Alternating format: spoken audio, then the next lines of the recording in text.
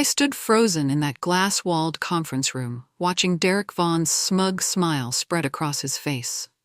The entire operations team sat around the polished table, eyes glued to the floor. Nobody wanted to look at me.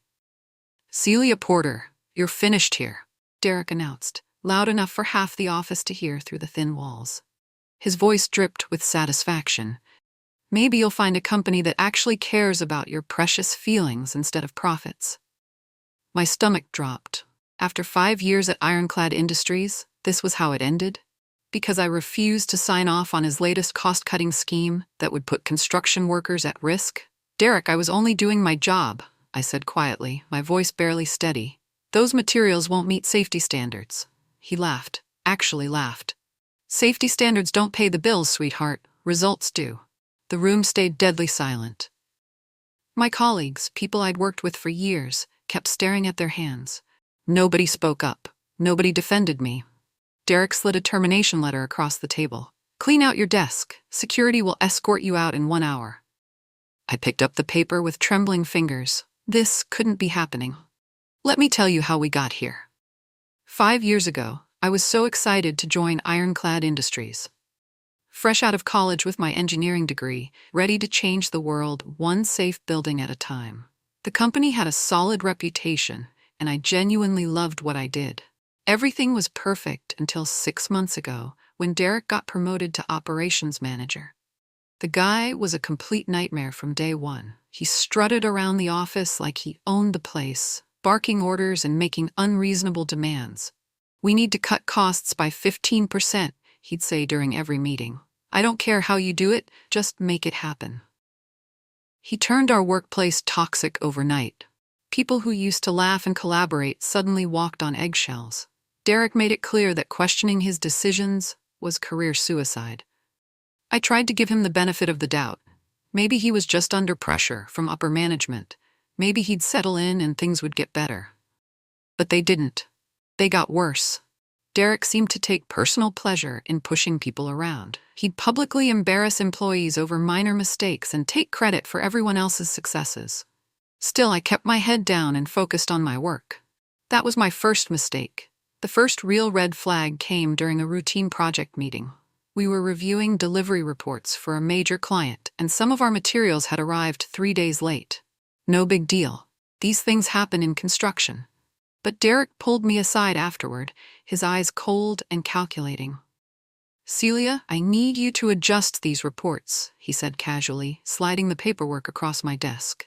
"Change the delivery date to show they arrived on time." I stared at him in disbelief. "Derek, that's not accurate. The client knows when they received the materials. The client doesn't check every detail. They trust us to handle logistics." His voice stayed calm, but I could see the warning in his expression. "Besides, late deliveries make us look unprofessional." "But it's fraud," I said quietly. Derek's fake smile never wavered. "It's business, Celia. Sometimes we need to massage the numbers to keep everyone happy." I refused. The report stayed accurate.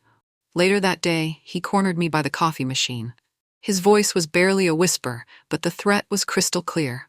"You're either a team player or a liability, Celia. Choose wisely." My blood ran cold. But I'd made my choice the moment I got my engineering license. Integrity wasn't negotiable. After that incident, I started paying closer attention to office dynamics. What I discovered made my stomach turn. "Be careful around Derek," my colleague Amy whispered during lunch. "He's already fired 2 people for insubordination. Both of them questioned his methods." Other coworkers shared similar warnings. Derek wasn't respected. He was feared. People did what he wanted because they were terrified of losing their jobs, not because they believed in his leadership. "He's been meeting with suppliers after hours," another colleague confided. "Rumor is he's getting kickbacks for steering contracts their way, even when their materials are subpar." I felt sick. This wasn't just bad management. This was corruption that could get people hurt. That night, I went home and started a detailed log. Every suspicious meeting, every questionable decision, every corner Derek tried to cut. I told myself it was just for documentation purposes, but deep down, I knew I was building a case. If Derek wanted to play dirty, I'd be ready. My engineering training had taught me that preparation prevents disasters. I had no idea how right that lesson would prove to be. The breaking point came 3 weeks later. Derek burst into my office with plans for a massive construction project, a 12-story office building downtown. The client was huge, and landing this contract would mean serious money for Ironclad. "I found a supplier who can cut our materials costs by 30%, Derek said, spreading blueprints across my desk. "I need you to approve these specifications today." I studied the paperwork and felt my heart sink. The steel grades were completely wrong. These materials might hold up for a few years, but they'd fail under stress. In an earthquake or heavy wind, that building could collapse. "Derek, these materials won't meet building codes," I said firmly. "The steel grade is too low for a structure this size." "Don't be so dramatic," he scoffed. "Nobody will know the difference once the building's up." "I'll know the difference, and when that building falls down and kills people, it'll be my signature on the approval forms." Derek's mask slipped for a moment, revealing the ugly truth underneath. "Fine, if you won't sign off on this, I'll find someone who will." "Then find someone else," I said, crossing my arms. "Because I won't compromise safety for profit." He stormed out, slamming my office door so hard the windows rattled. Derek's retaliation was swift and brutal. Within days, I found myself completely shut out of important meetings. Project updates that used to come directly to me were suddenly routed through other people. Derek made sure I was the last to know about anything significant. He started spreading poison about me throughout the office. "Celia's become difficult to work with," I heard him telling other managers. "She's not adapting well to our new efficiency standards." Amy showed me a group chat where Derek was actively bad-mouthing me. "She thinks she's better than everyone else," one message read. "Self-righteous people like that are toxic to team morale." My workload mysteriously tripled while my access to resources got cut in half. Derek was setting me up to fail, hoping I'd quit on my own. But I wasn't going anywhere.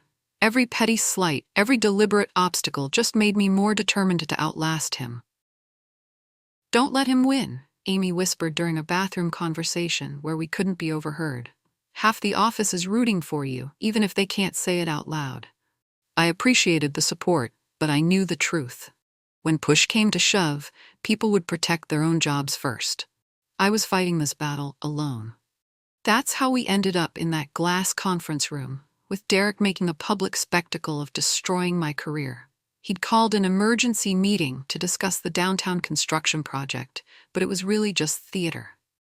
"Since Celia refuses to be a team player," Derek announced to the room, "we'll be moving forward without her.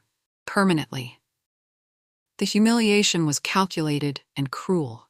He could have fired me privately, but that wouldn't have sent the message he wanted. This was about fear and control. "Maybe you'll find a company that cares about feelings over results," he said with a smirk. "Though I doubt it. The construction industry has no place for people who can't handle reality." My face burned with embarrassment and rage. 5 years of dedication, countless overtime hours, perfect safety records. None of it mattered to this man. I signed the termination papers with steady hands, refusing to give him the satisfaction of seeing me break. But inside, I was already planning my comeback. As I walked toward the door, Derek's voice followed me one last time.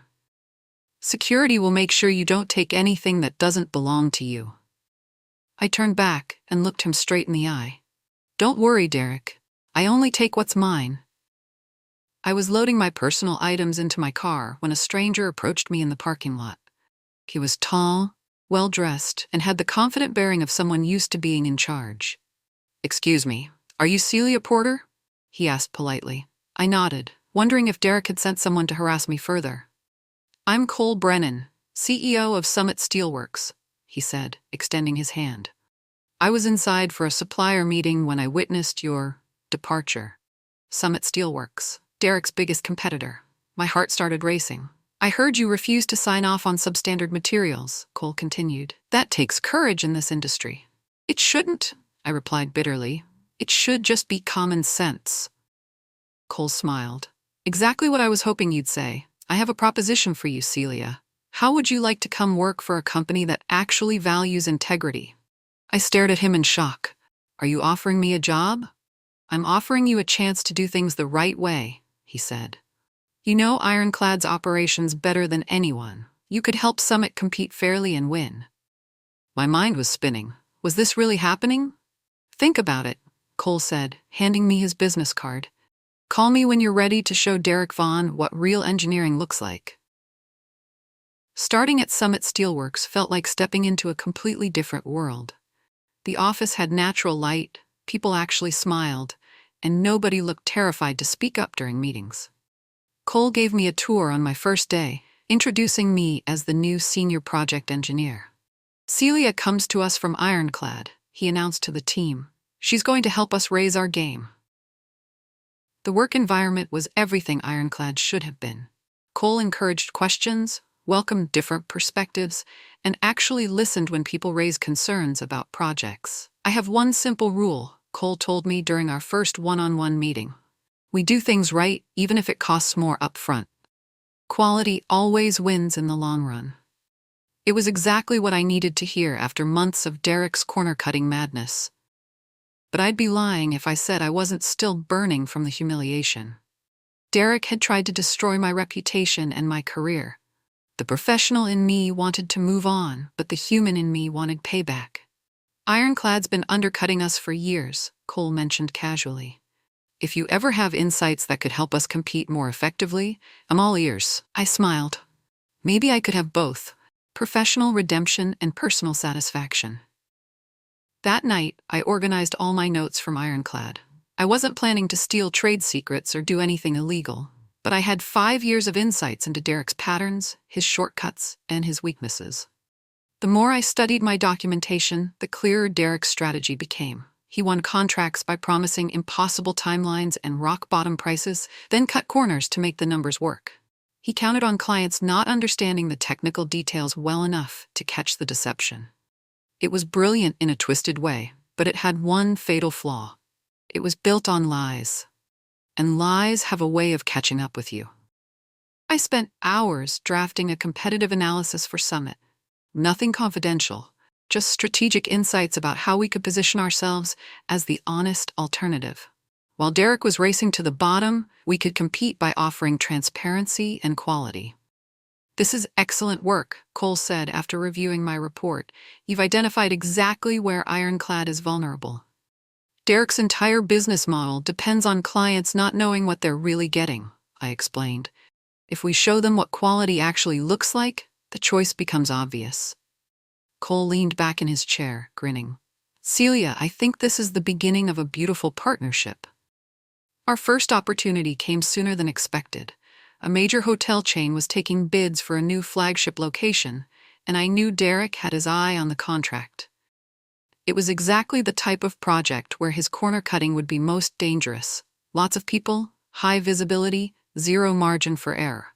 I rewrote Summit's proposal from scratch, highlighting our commitment to exceeding safety standards, rather than just meeting them. Instead of competing on price alone, we emphasized the long-term value of quality construction. Why should we choose Summit over Ironclad? The client asked during our presentation. Because when you put your name on a building, you want it to still be standing in 50 years, I replied confidently. Our materials and methods ensure that happens. The client was impressed. More importantly, they started asking tough questions about other bidders' specifications. Questions Derek wouldn't be able to answer honestly. 3 days later, Cole burst into my office with a huge grin. We got it. The hotel contract is ours. That night, Derek called my personal cell phone. His voice was tight with barely controlled anger. You think you're so smart, don't you? He hissed. Turning my own industry against me. I didn't turn anyone against you, Derek, I replied calmly. You did that yourself. Losing the hotel contract sent Derek into a downward spiral. According to Amy, who still texted me updates, he was pushing his remaining staff harder than ever. Projects that should have taken weeks were being rushed through in days. He's completely lost it, Amy wrote. Yesterday, he screamed at Jake for asking about load calculations. Said we don't have time for unnecessary engineering. The inevitable happened 2 weeks later. A construction crew working on one of Derek's projects reported serious structural issues. The steel beams were showing stress fractures that shouldn't appear for years, if ever. OSHA launched an investigation immediately. Word spread through the industry like wildfire. If regulatory agencies were sniffing around Ironclad, something was seriously wrong. Amy's next text made me smile. Derek's having panic attacks. He keeps asking if anyone's been talking to competitors. I told him we're all too busy fixing his mistakes to gossip. Cole found me reading the news reports and raised an eyebrow. Karma works fast in this business, he said. Should we position Summit as the ethical alternative in our marketing? Absolutely, I replied. But let's let our work speak for itself. Quality doesn't need to shout. Derek was self-destructing beautifully. All I had to do was stay out of his way. My former colleagues were quietly reaching out more often now. Not for corporate espionage, just frustrated employees venting to a friend who understood their situation. But their complaints painted a clear picture of Derek's mounting problems. The supplier he was getting kickbacks from got audited, one colleague confided during lunch. Turns out they were using counterfeit steel certifications. Derek's scrambling to cover his tracks. Another piece of the puzzle clicked into place. Derek's cost savings weren't just about cutting corners, they were about deliberate fraud. What should we do? My former teammate asked nervously. We don't want to go down with him. Document everything, I advised. And if investigators ask questions, tell the truth. Your professional reputation is worth more than any loyalty to Derek.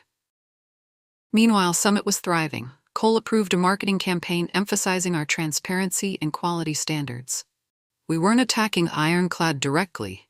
We were just showcasing what ethical engineering looked like. The contrast was stark. While Derek was dodging regulators and scrambling to explain his shortcuts, Summit was winning awards for construction excellence. Funny how doing things right turns out to be good for business, Cole observed during our weekly planning meeting. Derek's behavior became increasingly erratic as more clients jumped ship. According to industry gossip, he'd started showing up uninvited to competitor meetings, trying to poach back lost business. The breaking point came at a major trade conference where I was presenting Summit's latest safety innovations. Halfway through my presentation about quality control standards, Derek burst through the back doors. Ladies and gentlemen, he announced loudly, I need to address some serious accusations being spread by a disgruntled former employee. The room went dead silent. Every head turned to look at him, then back at me. I could feel the tension crackling through the air. Derek, this isn't the appropriate venue. The conference moderator started. No, this is exactly the right venue, Derek interrupted, striding down the aisle toward the stage. Celia Porter was fired for incompetence, and now she's trying to sabotage my company with lies and rumors. My heart was pounding, but I kept my voice steady. I've never shared any confidential information, Derek. The only thing I've shared is how to do things the right way. The audience murmured approvingly. Derek's face turned red as he realized he'd walked into a trap. Derek's public meltdown continued for several agonizing minutes. He accused me of stealing trade secrets, poaching clients, and running a smear campaign against Ironclad. The more he talked, the more unhinged he sounded. She's been feeding information to Summit Steelworks, he shouted, pointing an accusatory finger at me. It's corporate espionage.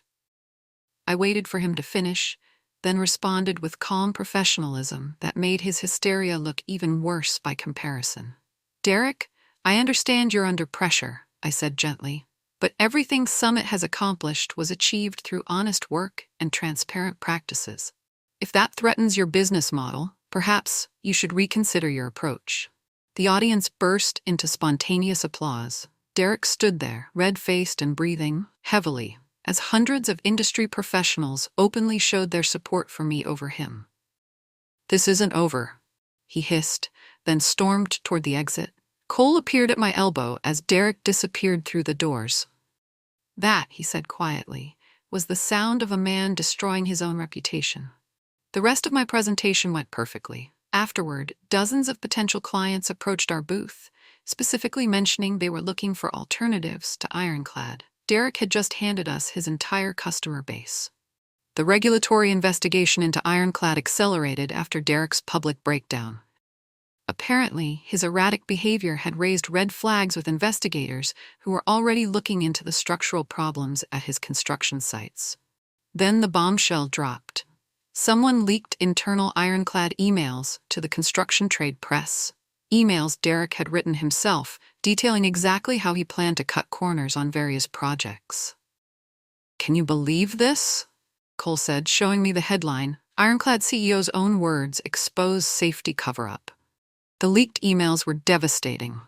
Derek had written explicit instructions to substitute cheaper materials without client knowledge and expedite inspections through whatever means necessary. His own words proved he knew exactly what he was doing. Who would have access to Derek's private emails? I wondered aloud. "Someone with administrative privileges," Cole replied. "Someone who was tired of covering for him." I had my suspicions about who the whistleblower might be, but I kept them to myself. What mattered was that the truth was finally coming to light. OSHA announced they were expanding their investigation to include potential criminal charges. Derek's house of cards was collapsing, and this time he couldn't blame anyone else. The final domino fell when Megacorp's Construction, Ironclad's largest client, announced they were terminating their relationship with Derek's company due to fundamental concerns about integrity and safety standards. Cole called me into his office with the biggest grin I'd ever seen on his face. "Guess who just signed an exclusive contract with Megacorp?" he announced, sliding the paperwork across his desk. I stared at the documents in disbelief. This was Ironclad's bread-and-butter client, worth millions in annual revenue. "They specifically requested you as the project lead," Cole continued. "Apparently, your reputation for ethical engineering has spread throughout the industry." That night, I celebrated with takeout Chinese food and a bottle of wine. 5 months ago, Derek had humiliated me in front of my colleagues and tried to destroy my career. Now, his biggest client was specifically asking for me by name. But my victory celebration was interrupted by an unexpected phone call. The caller ID showed Derek's personal number. "Celia?" His voice was barely a whisper. I need to talk to you." "Derek? It's almost midnight. What do you want?" "Please," he said, and I could hear desperation creeping into his tone. "Just 5 minutes, I'm begging you." Derek's voice was shaking as he spoke. The arrogant bully who had fired me 6 months ago was gone, replaced by a broken man facing the collapse of everything he'd built. "I know you hate me," he said quietly. "I deserve it, but I'm asking you to help me save my company." "Your company?" I replied coldly. "The same company you fired me from for refusing to compromise safety?" "I made mistakes," Derek admitted. "Serious mistakes, but there are good people at Ironclad who don't deserve to lose their jobs because of my stupidity." I listened to him plead for several minutes. He offered me everything: money, equity, complete control over operations. He was desperate enough to promise me anything if I'd just make one phone call to Megacorp on his behalf. "You're the only one they'll listen to," he said. "You could save everyone's job with a single conversation." Part of me felt genuine pity for him. Derek had destroyed his own life through greed and arrogance, and now he was facing the consequences. But a bigger part of me remembered sitting in that conference room, watching him humiliate me in front of my colleagues just to prove a point. "I'll consider it," I said finally. I let Derek twist in the wind for exactly 24 hours before calling him back. When he answered on the first ring, I could hear the desperate hope in his voice. "Celia? Did you talk to them? What did they say?" "Derek," I said calmly, "I've given your request a lot of thought."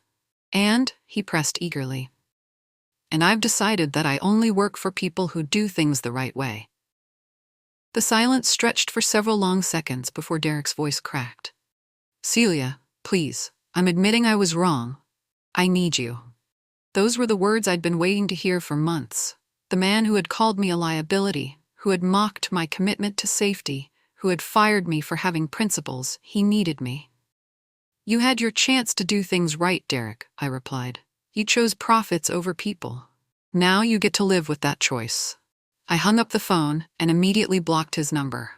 30 minutes later, the local business news reported that Ironclad Industries' board of directors had forced Derek Vaughn to resign, effective immediately. Justice had finally been served. Derek's resignation became the lead story in every construction industry publication. "Disgraced CEO steps down amid safety scandal" was typical of the headlines splashed across trade websites and professional forums. My phone buzzed constantly with messages from former Ironclad colleagues.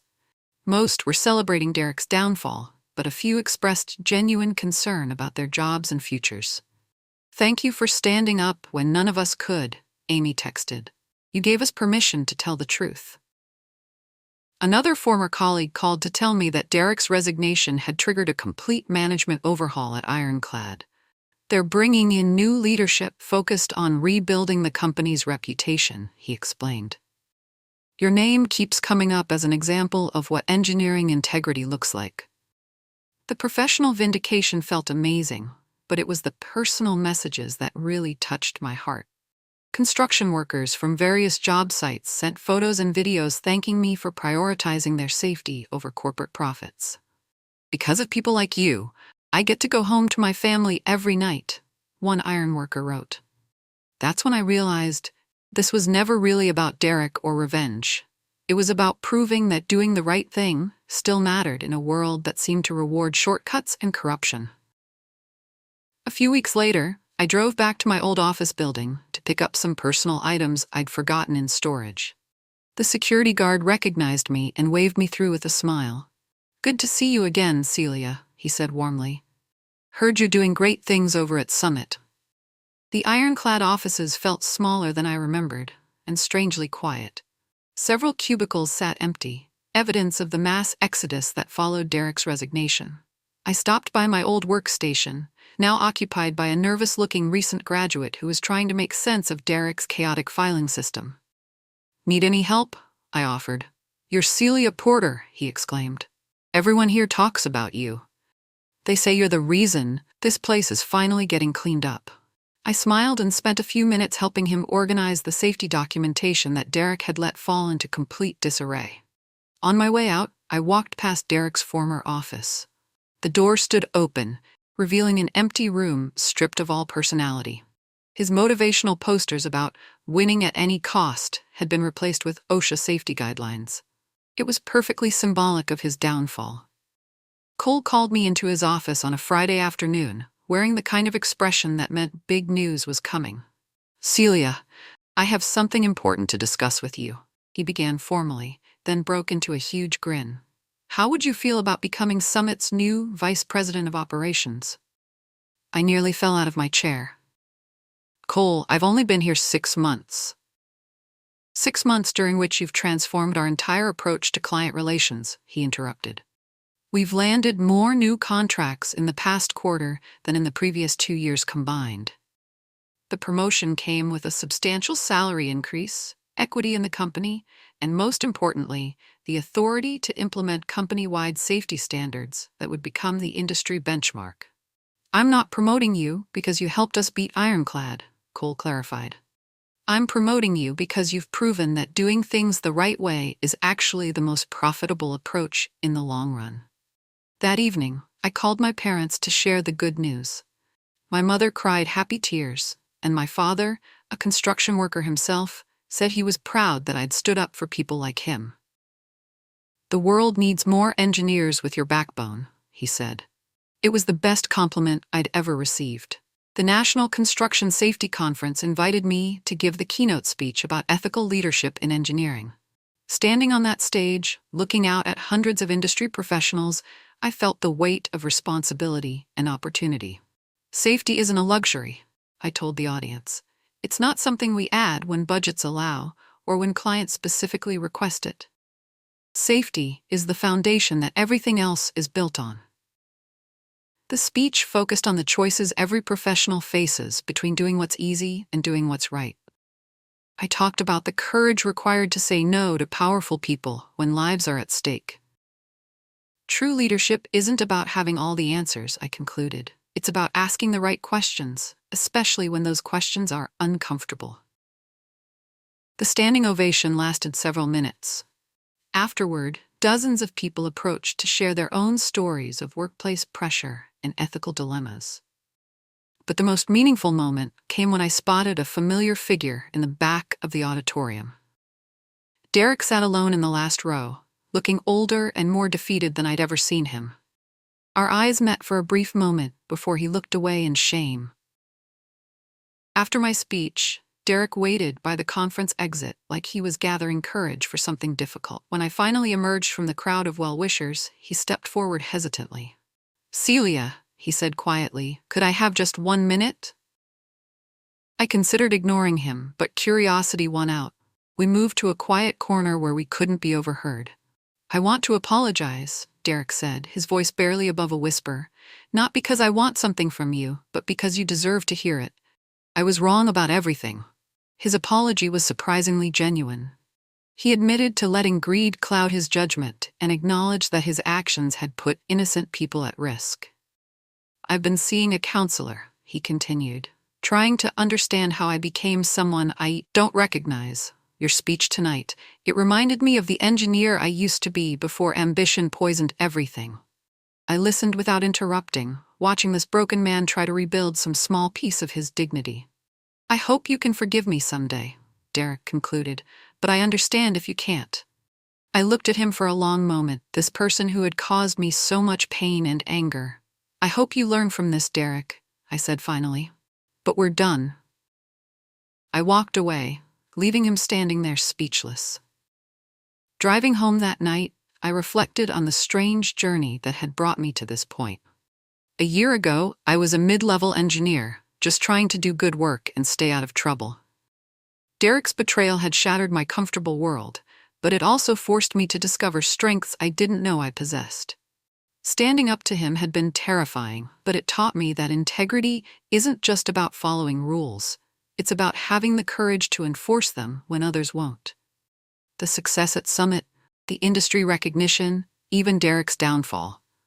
None of it would have happened if I'd just kept my head down and signed those safety waivers. Sometimes the hardest choice turns out to be the one that sets you free. My phone buzzed with a text from Cole. "Saw your speech online. Brilliant as always. Ready to change the industry?" I smiled and typed back, "Let's build something better."